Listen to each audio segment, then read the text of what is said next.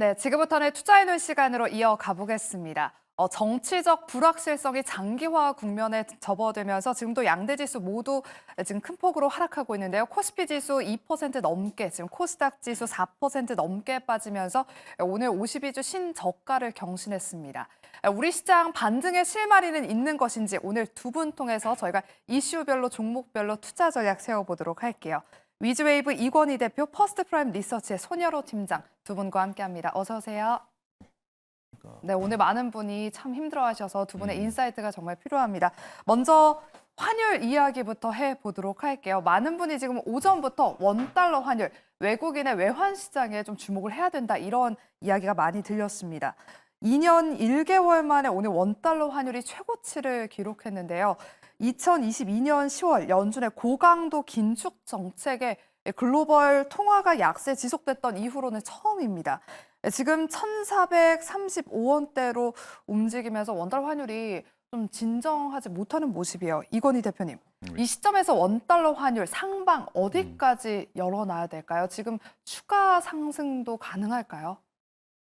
일단 비상계엄이 처음 발생했을 때 이제 역외환율이 1,442원까지 올라갔다가 내려왔거든요. 그러니까 그 이후로 이제 비상계엄을 이제 국회에서 저지시키면서 사실은 다시 한번 1,410원대까지 내려왔던 거를 보셨을 텐데 그게 이제 밤 사이에 벌어졌던 일이었고요. 장중에 지금 지난주 금요일도 그랬고 이번 주도 마찬가지로 지금 아직도 이게 주말 사이에 해결이 될 거라고 봤는데 해결이 안 되면서 외국인들 입장에서 불안하죠. 그럼 일단은 우리나라 외국인들뿐만 아니라 국내 투자자들조차도 지금 한국 주식을 팔아서 지금 해외 미국 주식으로 넘어가고 있는 상황이기 때문에 그러면 원을 팔고 달러를 사는 쪽이 지금 너무 많은 겁니다. 그런 상황이니까 당연히 그러면 원화가 약세를 띨 수밖에 없고 이게 급격하게 좀 불안감이 더 표출되고 있는 상황인데 오늘은 개인들이 오히려 투매를 하고 있는 상황이죠. 그러니까 외국인 기관들은 생각보다 안 팔고 있고 외국인도 생각보다 적은 금액을 팔고 있음에도 불구하고 이게 지금 이번 주 안에 뭐 해결이 될 수도 있겠지만 이게 좀 길어지면 어떡하지라는 불안감이 지금 여전히 남아있죠. 왜냐하면 지금 토요일 날 분명히 될 줄 알았는데 단체로 나가셨잖아요. 네. 이런 것들을 봤을 때 희망이 없구나 이렇게 생각하시는 분들도 있습니다. 그러면 그런 분들 입장에서는 지금 주식을 하고 싶은 마음이 당연히 없을 거고 외국인들 입장도 지금 주말 사이에 나왔던 IB들의 그 투자 의견들을 보면 다 한국 비중 축소, 매도 이겁니다. 그러면 중립에서 하향 뭐 이렇게 다 바뀌었죠. 이 얘기는 모멘텀이 생기기 전에 지금 주가가 싸고 많이 떨어져 있다는 건 알겠는데 올라올 만한 모멘텀이 없다라는 거죠. 그러면 올라오려면 여러 가지 이제 경제나 주식시장이나 환율이나 다 이 경제시장에서는 불확실한 게 가장 안 좋은 겁니다. 예전에 우리 그 미국이 신용등급이 AAA에서 AA 플러스로 떨어졌을 때가 왜 떨어졌냐면 그때 한참 미국이 정치적인 공방이 심해서 예산안이 통과가 잘 안 되고 막 이랬던 적이 있었는데 그러면서 그 떨어뜨렸을 때 그 S&P나 이런 데서 말했던 이유가 정치적 불확실성이었거든요. 그러니까 그만큼 지금 현재 우리나라 신용등급은 아직 안 떨어졌지만 이 사태가 좀 길어진다라고 하면 신용등급까지 만약에 떨어진다라고 하면 이거는 추가적인 매도가 더 나올 수도 있기 때문에 이번 주는 사실은 보수적으로 대응하셔야 되고 뭔가 저가 매수 이런 얘기 하는 얘기 들으시면 안 됩니다. 지금은 지금은 그냥 관망하시고 지켜보셔야 되고 만약이라도 조금이라도 수익 난 거 있으면 일단은 현금을 좀 만들어 놓으시는 게 필요할 것 같고요. 해결이 되고 나서 사도 됩니다. 그러니까 지금은 열심히 이제 상황만 좀 예의주시하게 좀 찾아보시면 좋을 것 같고요. 오늘 주식시장이 정확하게 보여주고 있죠. 방송국 주식만 올라가잖아요. 테마주들이랑 이런 것만 올라가는 이유가 거기에 있다고 생각하시면 될 것 같습니다. 네, 우리 시장 하방 압력을 더하고 있는 건 바로 불확실성이다라고 말씀을 해주셨습니다. 이 불확실성이 해소되지 않을 때까지는 지금 저가 매수에도 나서지 말고 일단은 관망해보자라는 말씀 전해주셨는데요. 또 말씀해주셨던 것처럼 오늘 개인들의 투매가 정말 대단합니다. 지금 코스피 시장 쪽으로 개인의 6천억 원에 가까운 투매 물량 나오고 있고요. 코스닥 시장 쪽으로는 1,000억 원 넘게 개인들이 지금 팔고 있고 이 물량을 그나마 연기금을 중심으로 기관이 좀 받아내고 있습니다. 네, 손여로 팀장님, 기관이 좀 물량을 받아내고는 있는데 외국인이 오전장만 하더라도 코스피 시장 쪽으로 좀 매수를 했거든요. 지금은 매도 우위로 전환을 했습니다. 수급이 또 가장 중요할 것 같은데 외국인과 기관 어떤 섹터와 어떤 종목들을 담고 있는지 말씀해 주시고요. 또 지금 이 키를 누가 쥐고 있는지도 궁금해요. 근데 아무래도 좀 시장 하방에 대한 키는 기관이 잡고 있다라고 판단하고 있고 시장의 우상 기조에 대해서는 외국인 좀 키를 받고 있다라고 판단합니다. 지금 코스피 같은 경우는 오전장에 외국인의 근소하게 순매수였고 지금 시간으로는 순매도로 전환됐지만 뭐 179억 정도 순매도이기 때문에 그다음에 지금 차트를 봤을 때는 이 보합권 부근에서 위아래로 크게 변동성을 보여주고 있지 않기 때문에 외국인 같은 경우는 국내 시장이 크게 관여치 않고 있다. 그래서 우리가 예전에 삼성전자랑 SK하이닉스를 볼 때 이제 외국인 보유 비중을 종종 말씀을 드렸잖아요. 그래서 외국인이 우리가 HBM 비중으로 주목받기 전에는 뭐 48% 정도였다가 HBM 주목받으면서 그래도 삼성전자가 뭐 8만 원 갈 때는 뭐 54%, 56%까지 갔다가 지금 삼성전자 외국인 보유 비중이 뭐 49%, 50%로 했을 때 삼성전자 여기서 더 팔았을 때 오히려 자신들이 손실일 거다 이런 이야기 나오고 있고 외국인 투자가들 특징은 자신들이 뭐 수익을 보든 손실 보든 뭐 크게 개념치 않고 매매를 행한다는 부분들인데 외국인의 과매도는 맞는 것 같습니다. 그래서 지금 이번 주 한 주의 시작인데 좀 상쾌하지 못하기 시작하는 것은 좀 아쉽지만 저번 주랑 저저번 주 흘러갔을 때 외국인 같은 경우는 전기전자랑 금융은 매도를 했지만 그 외에 뭐 다른 뭐 전력설비라든가 뭐 조선이라든가 제약바이오라든가 로봇이라든가 뭐 자율주행 이런 쪽은 좀 매수를 하는 모습들이에요. 그래서 딱 오늘만 봤을 때는 일단 외국인 같은 경우 시장에 전반적으로 매도를 안 하는 것처럼 보이지만 그 중에서도 전기전자랑 금융은 비중을 줄이면서도 그 주변의 성장 섹터인 관점을 좀 매수를 하고 있는데 이 매수 금액과 매도 금액을 절충을 하고 있기 때문에 외국인 같은 경우는 일단 시장의 하방의 방향성을 보면서도 뭐 시장을 망가뜨리려고 하고 있지 않다 그렇게 보고 있고 지금 개인 투자분들께서 매도를 굉장히 좀 많이 하고 계시는데 지금 신용 자금이 우리가 보통 신용 자금이 많다라고 보는 규모가 21조 규모인데 지금 같은 경우는 개인 투자분들 신용 물량이 약 16조 정도 됩니다. 그래서 우리가 보통 지수 하락에 따라서 어떤 반대 매매의 그 범위에 들어가면서 개인 투자분들이 반대 매매를 당할 때는 6시간에 걸쳐서 천천히 나오는 게 아니고 특정 시간대인 9시, 10시, 2시 반에 일률적으로 개인의 매도가 나옵니다. 근데 우리가 저번 주부터 지금까지 시장 상황을 봤을 때는 어떤 그 시간대에 개인 투자분들의 매도세가 강하게 나온 것이 아니고 이 정규장 개장 부분에 이어서 점진적으로 나오는 부분들이기 때문에 반대 매매도 물론 있겠지만 국내 시장에 대해서 신뢰를 잃어버리고 좀 투매 동참을 하고 있는 부분들이 많다라고 판단됩니다. 그래서 저는 우리 지금 방송 시청한 시청자분들께서는 내가 보유하고 있는 종목을 하나씩 잘 보시는 게 좋을 것 같아요. 내가 이 종목이 성장성이 있거나 혹은 실적이 나오거나 아니면 저평가 매도를 갖고 있거나 아니면 기술적 분석을 했을 때 박스권 중단 아랫부분에 있다고 한다면 굳이 손절하실 필요는 없다라고 판단하고 있고요. 내가 너무 고점에 갖고 있거나 손실폭이 이제 마이너스 10%를 넘어가려고 한다거나 그럴 때는 좀 대응이 필요하다라고 판단합니다. 그 다음에 지금 당장 제가 유망 섹터를 몇 가지 말씀드린다고 해서 지금 당장 매수를 하기보다는 저도 대표님처럼 이런 일간 변동성 그 다음에 소나기는 다 그치고 나서 매수를 해보는 게 좋다라고 판단되고 있고요. 아무래도 이제 원자재를 수입하는 뭐 화학이나 철강보다는 약간 원달러, 달러와 강세의 수혜를 볼 수 있는 뭐 반도체나 뭐 화장품이나 전력설비나 조선이나 방산 이런 뭐 금융주까지도 이런 쪽을 둘 수 있겠지만 오늘 당장 매수를 하기보다는 3일에서 일주일 정도는 놓고 보는 게 좋을 것 같다. 그렇게 판단하고 있습니다. 네, 두 분 다 지금 구간에서 저가 매수세에 적극적으로 나서는 건 좀 피해보자라고 말씀해 주셨는데요. 우리 손여로 팀장님은 기관 투자자들의 이 키가 쥐고 있다라고 말씀해 주셔서 그러면 우리 이건희 대표님한테도 한번 여쭤보도록 할게요. 외국인과 기관이 지금 계엄 사태 이후에 지금 순매수하고 있는 종목들을 저희가 정리를 해봤거든요. 기관은 SK하이닉스를 가장 많이 담고 있고 외국인은 좀 다양하게 담고 있는 것 같습니다. 이 특징된 것들이 있다면 좀 짚어주시고 우리 대표님이 보셨을 때 우리 증시 반등의 키는 누가 쥐고 있다고 보시나요? 일단 큰 개론부터 말씀드리면 항상 주식의 우리 시장의 바닥은 외국인들이 만들고요. 고점은 개인들이 만듭니다. 그러니까 지금 현재 아직 외국인들이 투매가 여기서 끝날지 여부 오늘은 지금 중립으로 있죠. 네. 근데 지금 보면 코스닥 선물은 거의 1조 가까이 매도하고 있고요. 그다음에 지금 코스피 선물 같은 경우도 지금 2천억 가까이 매도를 2, 3천억 정도 매도를 하고 있는데 이런 부분들을 지금 2,900억 정도 매도하고 있네요. 3천억이 얼마 안 남았는데 이런 부분들을 보면 여전히 외국인들은 선물로 지금 대응을 하고 있고 현물은 지금 눈치 보고 있는 것 같습니다. 그래서 여전히 지금 우리나라 시장에서 선물로 지금 시장을 좌지우지하고 있는 게 좀 외국인들인데 그런 부분들 여전히 좀 보실 필요가 있고요. 지금 무슨 종목을 샀냐, 뭐 안 샀냐 이거 지금 보여주셨는데 대부분 외국인들이 산 거는 실적이 잘 나오는 회사들이고요. 기관들이 산 거는 그래도 반등의 여지가 있는 종목들 중심으로 좀 담은 것 같은데 지금 증시 안정자금이 한 10조 마련돼 있다라고 하는데 아마 오늘부터 투입됐을 걸로 보는데 오늘 이제 기관들의 매수가 들어오는 거 보면 이 10조로 과연 어디까지 버틸 수 있느냐라는 게 지금 사실 좀 관건이고요. 외국인보다 더 무서운 게 지금 개인들의 투매다. 저는 개인적으로 생각하는데 그러면 개인들이 얼마나 지금 매도가 더 나올지 심리가 한번 무너지면 사실 주가가 빠질 때마다 주식시장을 받쳐줬던 게 개인들이었거든요, 최근에. 근데 이제 지금은 오히려 기관들은 사주고 있는데 개인들은 지금 팔고 있는 상황이기 때문에 네. 이런 부분들이 조금은 이번 주 중에 이제 많은 이벤트들이 또 중간중간에 나오겠죠.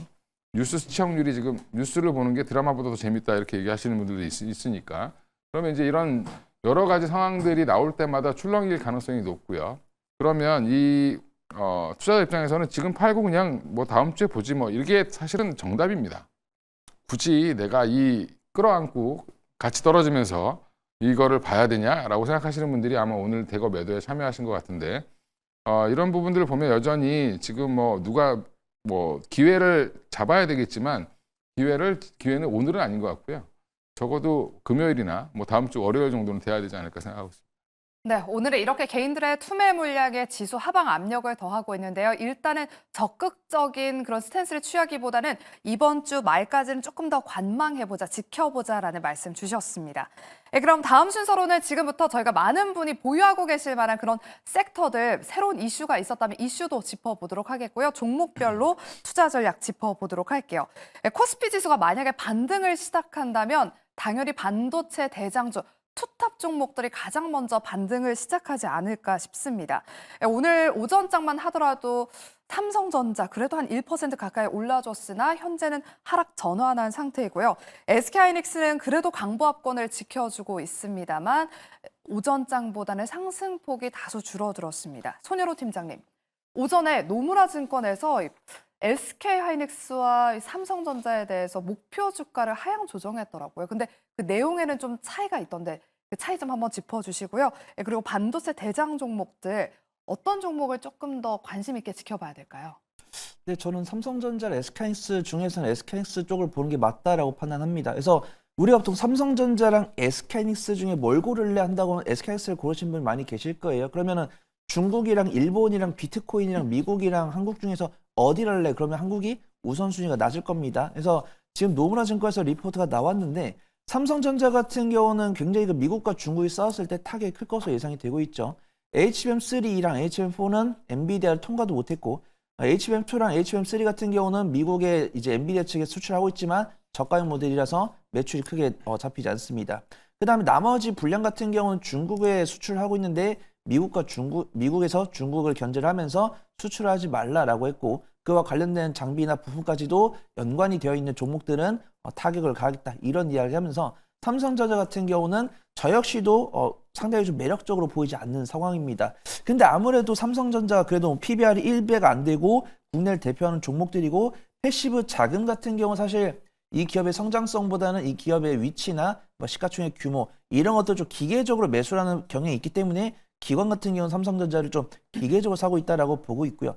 외국인 투자가들은 지금 잠정 수급으로 외국인의 순매수세 찍혀 있지만 지금 외국인의 순매도세가 연속이 되고 있지만 요거를 그 상황으로 돌아가 보면은 외국인의 수급이 찍힌 전 자주 봤습니다. 그래서 오전장에 외국인도 가수급 이제 증권사에서 정산해 준 수급을 봤을 때는 가수급이었는데 맨날 장 끝나고 정산 수급 봤을 때는 순매도로 전환된 거예요. 그래서 뭐 증권사의 정산이 틀렸을 수도 있는 거고 근데 코스피 같은 경우도 분명히 전기전자에 외국인의 순매수가 찍혔다가 순매도로 전환이 됐기 때문에 외국인 같은 경우도 삼성전자를 저가 매수하려고 샀지만 이런 정계 오류나 이제 뭐 다툼이나 이런 것들로 해서 불확실성을 느껴서 다시 빠져나간 것으로 판단됩니다. 그 다음에 제가 굳이 탑픽을 이야기하라고 하신다고 한다면 저는 SK하이닉스나 뭐 테크용이나 PSK홀딩스를 보고 있는데 SK하이닉스 같은 경우는 매매를 좀 단기적인 변동성을 선호하지 않으시거나 내가 SK하이닉스를 사가지고 한 달 이상 보유를 하겠다 이런 분들을 좀 위주로 보시면 좋을 것 같고 저는 좀 단기적인 변동성을 선호를 하고요. 그래도 저는 주식 투자하는 투자자로서 2주 이내 수익을 내고 싶다라고 하시면은 조금 타점을 볼 줄 아셔야 될 것 같습니다. 지금 어떤 지정학적 불확실성에 양봉을 간신히 유지를 하고 있지만 보통 윗꼬리가 달려있는 부분들이고 이 종목들이 강세를 보일 때가 엔비디아가 이 SK하이닉스의 HBM3나 HBM3를 약간 좀 극찬했다거나 아니면은 엔비디아가 SK하이닉스한테 공급 계약 수주를 줬을 때 일간 변동성이 10에서 15% 이상 나오는 모습들입니다. 근데 그런 뉴스가 없을 때 일간 변동성이 굉장히 작고 주가 추이가 박스 하단부에서 횡보를 가진 경향입니다. 그래서 저는 일단 단기적인 변동성을 선호하지 않으신 분들은 그래도 SK하이닉스가 정말 올해도 올해 3분기, 4분기 둘 다 영업이익 7조 원이 넘으면서 12개월 선행포가 4점대인데 12개월 선행포가 4.58인데 주가가 안 오르고 있습니다. 그래서 나는 투자할 때 펄을 나는 고려하지 않는다라고 하신 분들이 아무리 저평가라고 하더라도 이 외국인과 기업 수급이 들어올 때는 이 기업에 대한 성장성을 보고 투자하기 때문에 SK하이닉스가 이게 저평가 매력도가 있고 실적이 잘 나오는 걸 알지만 내가 아닌 남들이 안 사주고 있으니까 이제 매수를 보류하고 있는 그런 상황인 거죠. 그중에서도 패시브 자금, 내가 중장기적으로 3개월, 6개월 투자 기간을 보고 매수하는 성향을 가진 자금들은 들어오고 있으니까 내가 좀 중장기적 관점이 좋다라고 하신 분들은 SK하이닉스, 그다음에 테크윙이랑 PSK홀딩스는 확실하게 이 반도체 업황에 대한 개선 기대감 줄 수 있는 뉴스가 나왔을 때 단기적인 관점을 접근해 보시는 게 좋을 것 같습니다. 네, 우리 손여루 팀장님이 HBM 관련주를 또 픽해 주셨네요. SK하이닉스나 PSK홀딩스 같은 HBM 관련 종목들 눈여겨보시기 바라겠습니다. 네, 그럼 다음은 또 현대차 그룹, 저희 자동차 섹터 이야기 나눠보도록 할게요.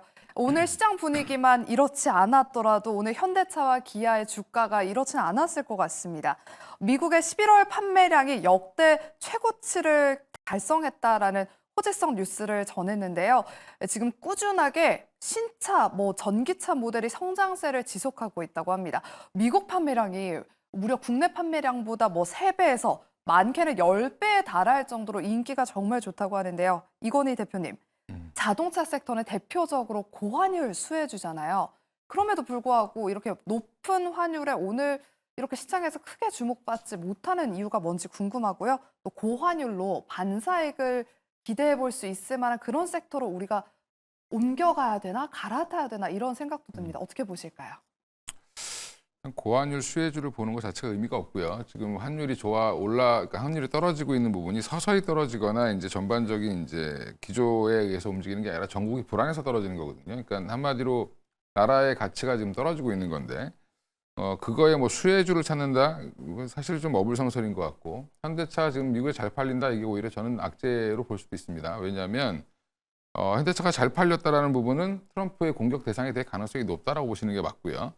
그러면 이제 관세부터 시작해서 여러 가지로 압박이 들어오겠죠. 이런 부분들은 좀 더 지켜보셔야 될 것 같고 오늘 오히려 현대모비스가 올라오는 이유는 현대차가 꾸준히 이제 미국 시장에서 잘 진출해서 이제 잘 팔았죠. 근데 그 회사들 그 차들이 이제 정비 기간이 도래한다 이런 부분들이 이제 조금 더 부각이 되고 있는 것 같고 이런 부분들은 그 다음을 보는 거죠. 그러면 현대모비스 1년 동안 움직인 게 거의 없습니다. 1년 동안 아마 1월 1일 날 시작했을 때가 23만 6천 원인가 그랬으니까 지금 올라온 게 없죠. 아무것도. 네, 그러니까 이제 이런 종목들은 부담 없이 좀 들어오는 걸로 보이고요. 현대차 20만 원 밑으로 빠지면 물론 지금도 너무 싸고 20만 원 밑으로 빠지면 완전 기회다. 저도 그렇게 생각하지만 사실은 지금 당장 고환율 수에 이렇게 엮기에는 좀 문제가 좀 있을 것 같고요. 여전히 지금 트럼프 행정부에 대한 그런 그 불안감 좀 남아 있습니다. 그래서 현대차 긍정적으로 보지만 이제 중장기로 투자하실 분들은 좀 관심을 가지셔도 괜찮을 것 같지만 지금 단기적으로 올라올 모멘텀은 사실은 좀 없을 것 같고요. 외국인들도 지금 지속적으로 매도를 하고 있습니다. 그 얘기는 외국인들도 현대차가 싸다는 거 잘 알고 있는데 근데 왜 팔까라고 생각해 보면 여전히 매력이 없다라는 거죠. 그래서 앞으로 지금 상황은 조금 더 추세 하락이 나올 가능성도 있기 때문에 너무 급하게 접근하실 필요는 없을 것 같습니다. 네, 현대차는 매력적이지 않다. 추가 하락도 조금 대비를 해야 될 것 같다라는 말씀 들어봤습니다. 네, 그리고 국내 제약 바이오 업계가 탄핵 정국 속에 지금 미국발 악재에도 직면하게 됐습니다. 생물보안법이 국방수권법 개정안에서 제외되면서 연내 통과 가능성이 희박해졌다고 합니다. 이건희 대표님, 네. 지금 제약 바이오 투심을 더 끌어내리지 않을까 걱정이 되는데 생물보안법 연내 통과된다 이런 이야기가 많았잖아요.